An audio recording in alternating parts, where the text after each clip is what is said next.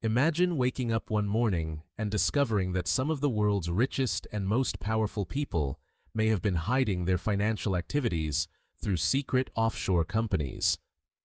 In 2016, one of the biggest leaks in history exposed exactly that. It became known as the Panama Papers.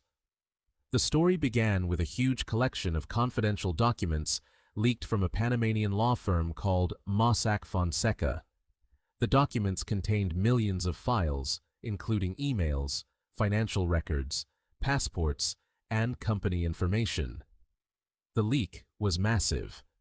Journalists from around the world worked together to investigate the documents, revealing how wealthy individuals, politicians, celebrities, and business leaders had connections to offshore companies.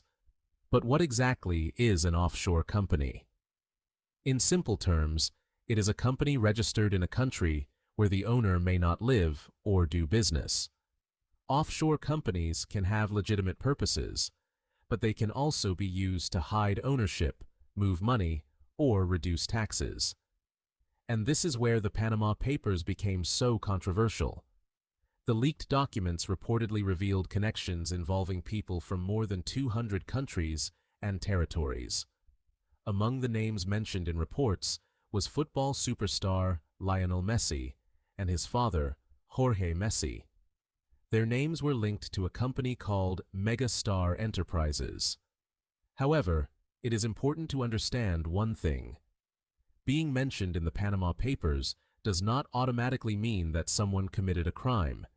In Messi's case, his representatives denied wrongdoing, and Messi has also faced separate tax-related legal proceedings in Spain. The Panama Papers investigation was much bigger than football. The leak also revealed offshore connections involving politicians, billionaires, celebrities, and powerful business figures.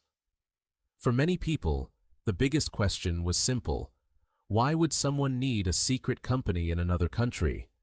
Sometimes there can be completely legal reasons, but investigators also found cases where offshore structures were allegedly used to hide assets, avoid taxes, or conceal the true owners of companies. The revelations created political scandals around the world. Governments launched investigations, some public figures resigned from their positions, and financial authorities began looking more closely at offshore wealth and hidden assets. The investigation also raised an important question about privacy.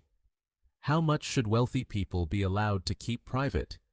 And when does financial privacy cross the line into hiding money? The Panama Papers changed the way the world looked at offshore finance. It showed that behind complicated company structures and legal documents, there could be a much bigger story. And perhaps the most shocking part was not just who appeared in the documents. It was how the global financial system allowed money and ownership to move across borders, often far away from public attention. The Panama Papers became a symbol of secrecy, wealth, and the hidden side of global finance. And even today, the debate continues. Because the real question is not simply who was named in the Panama Papers.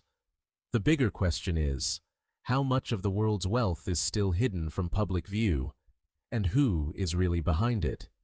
This was the Panama Papers, one of the biggest financial leaks in modern history, and a story that changed the world forever. But what do you think? Do you think offshore companies are mostly used for legitimate reasons, or are they often used to hide money? Tell me your opinion in the comments. And if you love football stories, don't forget to like this video and subscribe to Soccer in Seconds for more incredible football stories.